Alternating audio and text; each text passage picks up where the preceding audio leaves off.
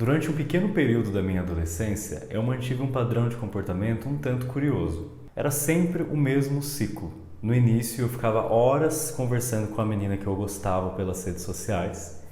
E assim, o assunto comia solto, eu dava conta de falar sobre tudo, até flertar. E no meio disso, acabava marcando o encontro. Mas quando essa etapa saía da tela para se concretizar, como era difícil. Parecia que todos aqueles assuntos tinham evaporado dos meus pensamentos e eu ficava tão travado que era difícil andar do lado dela. O engraçado era que elas também agiam de forma muito parecida. E lá ficávamos, os dois, sem se falar, sem se mexer, até que alguém finalmente fizesse alguma perguntinha porcaria e o outro se mostrasse extremamente entusiasmado com aquela pobreza de conteúdo. Logo acabavam as longas conversas virtuais e quando as próximas borboletas chegavam no estômago, adivinha, começava tudo de novo. Pois é, eu era tímido e isso me atrapalhava bastante. Quem aí já sentiu um certo desconforto apresentando trabalho na escola ou faculdade, participando de uma entrevista de emprego, cantando uma música ou se encontrando com aquela pessoa, certeza que vai me entender. Sejam bem-vindos ao meu canal de divulgação científica com foco em psicologia. Continua aí que hoje vou falar um pouco sobre como a timidez funciona e o que a gente pode fazer com ela.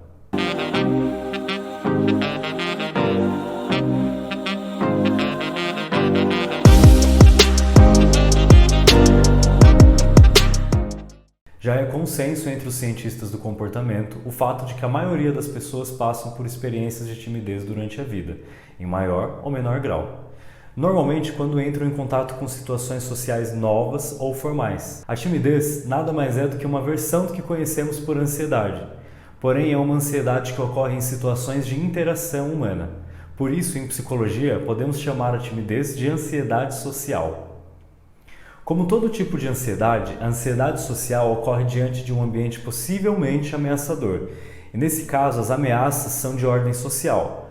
Por isso, quanto mais possibilidades de críticas, rejeições, desaprovações e embaraços, mais nos comportamos timidamente. Mesmo que a gente não pare para pensar sobre os reais riscos da situação. Mas o que é se comportar de modo tímido?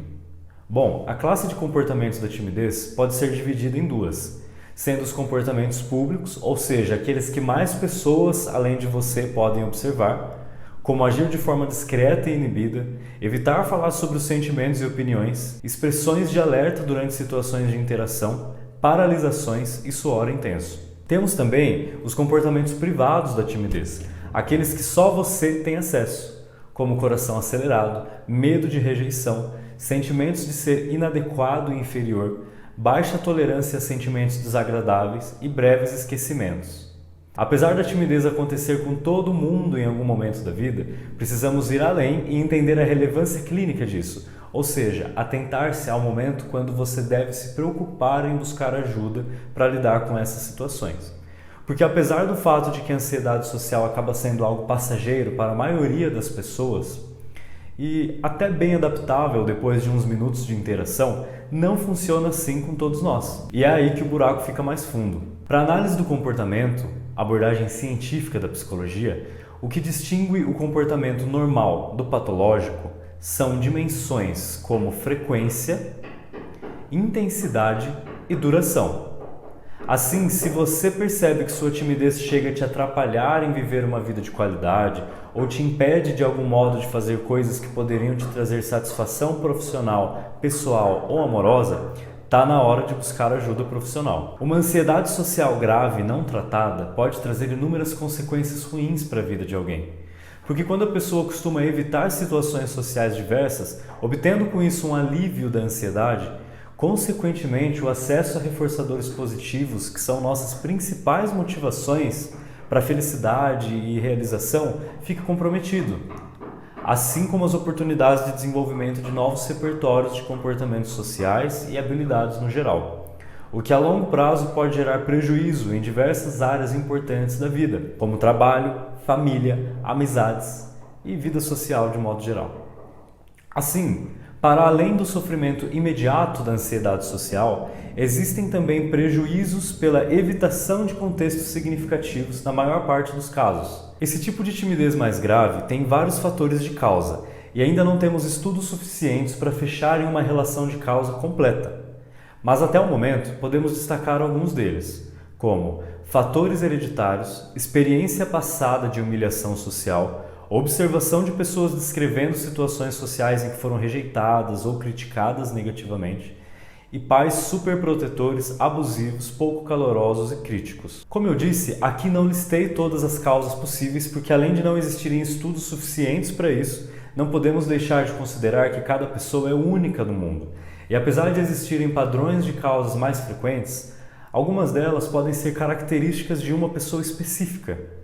A isso se deve a importância de um psicólogo capacitado para fazer análises funcionais do seu comportamento e descobrir as funções dos seus comportamentos de timidez, ou seja, descobrir aquilo que gera e mantém esse padrão. Muita gente acaba entendendo a timidez como apenas um modo de ser, um traço de personalidade e diz que quem age assim nasceu assim e não tem como mudar, ou que não existe tratamento para isso. Só que do ponto de vista científico, esse raciocínio é um grande equívoco, porque já existem modelos terapêuticos com eficácia comprovada para tratar a ansiedade social, como a terapia de aceitação e compromisso e o treino de habilidades sociais. A terapia de aceitação e compromisso parte da premissa de que a tentativa de controlar os sentimentos e pensamentos desagradáveis é ineficaz e promove um efeito contrário, ou seja, quanto mais você luta com sentimentos e pensamentos, mais eles aparecem. Desse modo, um dos principais objetivos terapêuticos do modelo é a quebra da esquiva experiencial. Leva o cliente a aceitar o enfrentamento dessas situações, ainda que sejam desagradáveis. Muitas vezes, a partir de uma participação gradativa naqueles ambientes que antes eram ameaçadores. Paralelamente a isso, a ACT promove o comprometimento do cliente em comportamentos mais construtivos, em direção ao que seria uma vida mais valorosa para ele.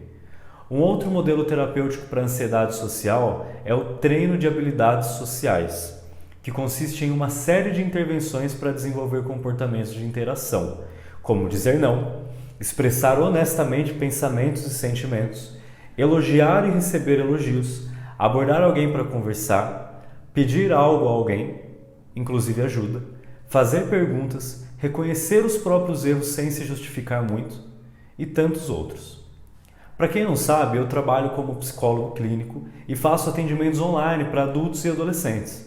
E se ficou alguma dúvida sobre o assunto, me chama nas minhas redes sociais e aproveita para seguir. Se você quer entender melhor sobre o seu comportamento por uma ótica científica e desenvolver um senso crítico para refletir sobre sua realidade, suas próprias ações, pensamentos e sentimentos, curta esse vídeo e se inscreva no canal. Além de tudo, vai estar reforçando o meu comportamento de produzir vídeos e me ajudando a ficar menos tímido para gravar. Até a próxima!